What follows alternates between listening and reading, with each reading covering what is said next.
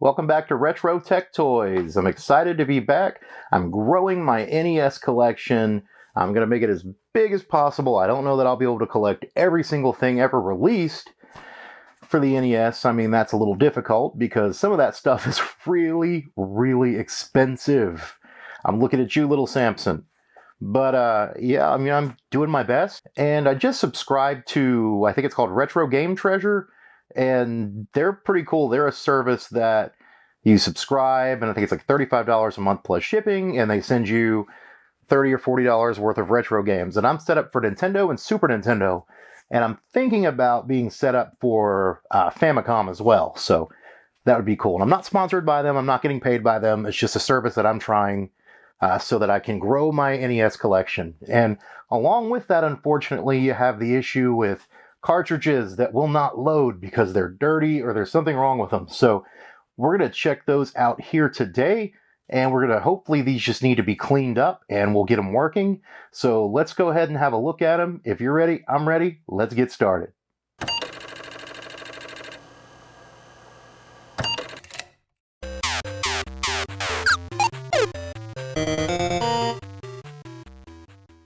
Okay, I'm back. I've got a collection here of 4 NES cartridges that I've been having some issues with.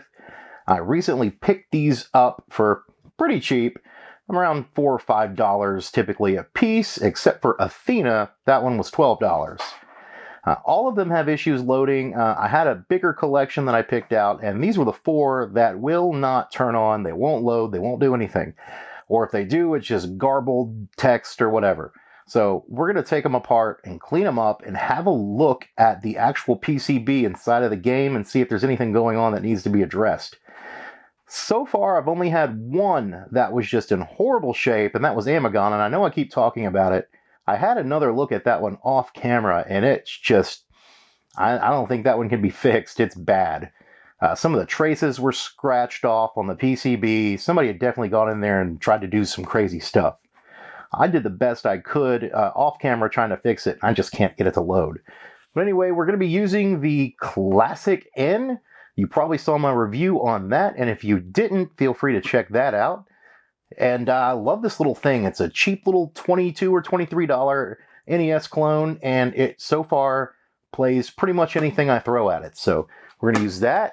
We're going to use my favorite little monitor, and we're going to clean these things up, have a look at them, and hopefully get them running again. So let's get to it. All right, I'm back. We've got the games here. First of all, I'm going to start with Mappy Land. I just picked this one up, and it loads about 25% of the time. This one, it's probably just dirty, but let's find out.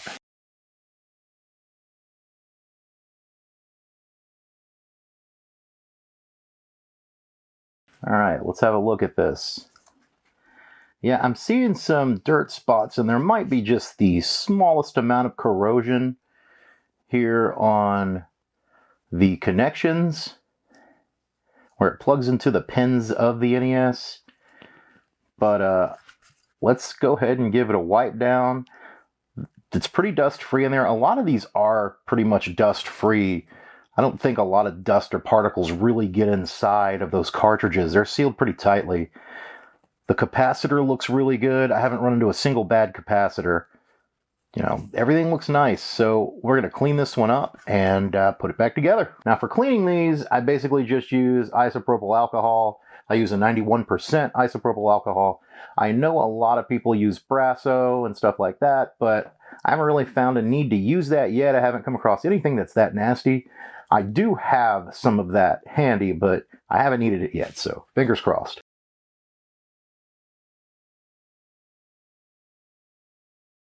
All right, let's have a look at, yeah, look at that. It's pretty dirty. So while these connections here are a little corroded, it seems like for the most part this thing is just filthy. And I'm glad I'm using an NES clone now instead of the original hardware, because I don't want to put anything that's nasty or old or messed up into the Nintendo that I just restored. I would much rather have this clone, and this Classic N is really cool. And surprisingly, for the price, it has a ton of good reviews. So there we go. We got a lot of dirt off of that one, so hopefully it's good to go. Blaster Master is actually one that I picked up, I don't know, a couple of weeks ago, maybe a little bit sooner than that. It loads about half the time, so I have a pretty good idea that this is just going to need to be cleaned as well. And by the way, this is such a good game. I actually did not play this until I can't remember whose review I saw on this. Maybe it was Frame Raider, I don't remember, but I think it was Frame Raider. Talking about how great this game is, and I tried it out, and it's amazing. I love this game.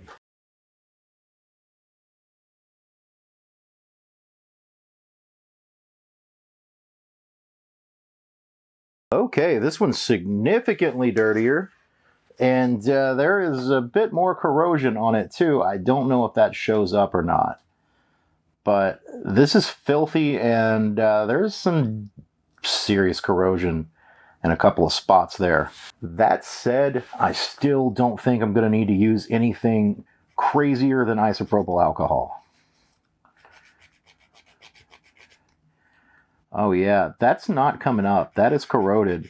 Either that or somebody has taken this and just jammed it into their Nintendo over and over. Probably because they couldn't get it to turn on. And this one, man, I hope I can get this one to load. The good thing is the Classic N actually has a way better success rate than the original NES at loading games up right now, and that's because it's newer, and even though I've restored that NES, I mean, it's still older, it's got older capacitors, and, you know, it was a decently cheap, inexpensive replacement I did on the pins that read the games, so it's not the most expensive replacement. But once I clean these games up, they usually work pretty well in the original NES, but I'm really hoping that this one works. This one was dirty, but I didn't get as much dirt off as I did with Mappy Land. So I don't know if you could still see that. It's corroded and at least really scratched up on the connections, but hopefully we're still good on that. The NES was actually the first console that I ever owned.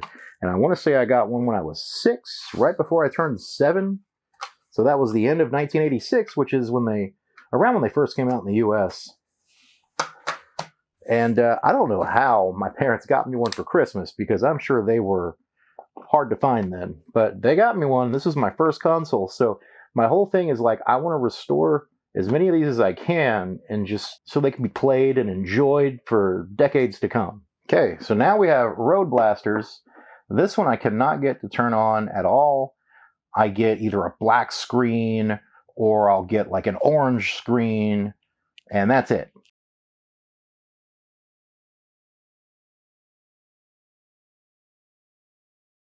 And I can tell you just exactly what's wrong with it. It's really dirty. There's sort of almost like a film over these connections, and I think that'll come pretty clean.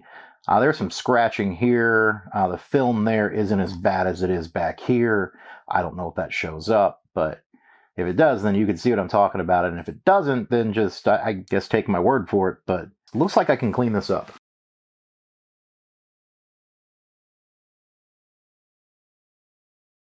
Yeah, I'm getting some nasty stuff off of it.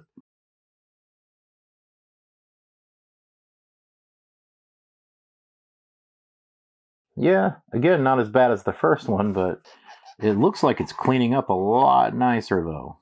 And I know that you guys mostly see me cleaning and trying to restore NES carts and not much else. I love plenty of other retro game consoles, but like I mentioned earlier, the NES was my first, so it's got a special place in my heart. Alright, last, I've got Athena, and Athena is another one of those. I've gotten it to load twice, otherwise I just get random colors and a blank screen. So let's take this one apart. This one I'm actually pretty excited about. I know a lot of people really hate this game, but I kind of like it.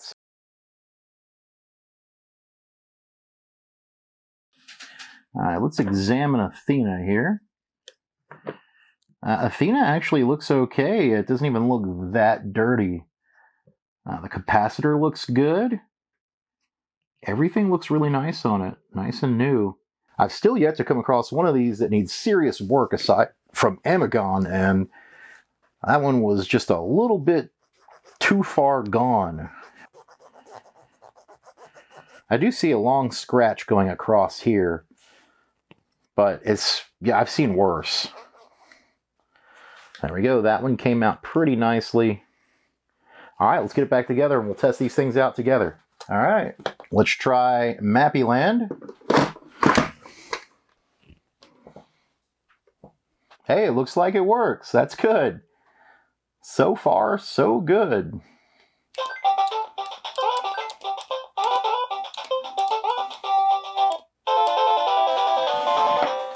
All right, let's check it out. Very cool. Let's hit reset because sometimes it doesn't load. And it loads. Let's turn it off and back on. I'm calling that a success. So let's move on to the next one. All right, we got Road Blasters.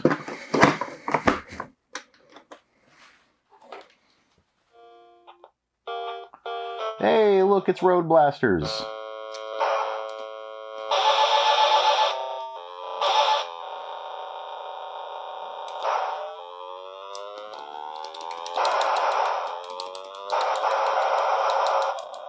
All right.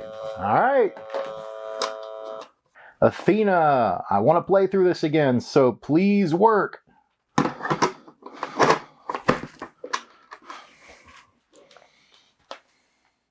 Hey, there it is.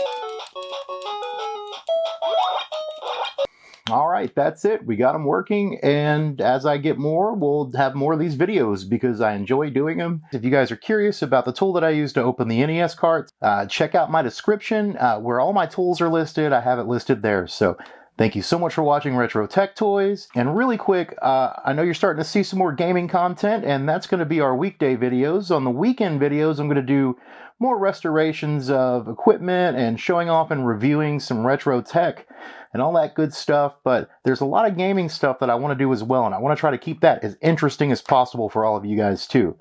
So thank you so much for watching. I do appreciate all of you.